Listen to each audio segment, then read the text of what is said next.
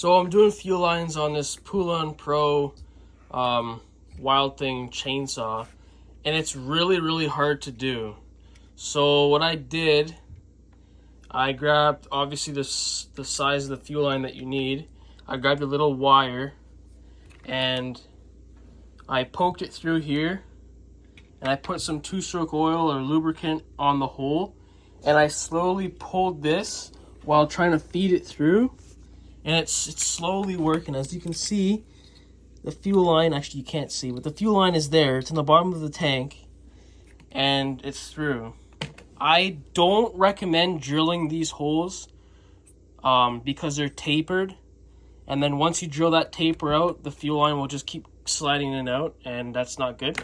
So that's what I do. Lube the hole, put a little bit of wire on the end, pinch it, and then pull this as trying to feed some wire or some fuel line through as you do at the same time. Like, I'll show you an example. I'll show you what I did.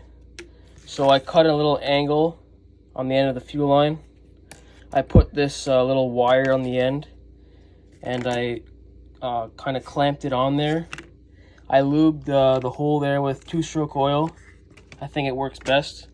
And then I slowly pulled it as I was trying to feed in wire or a fuel line.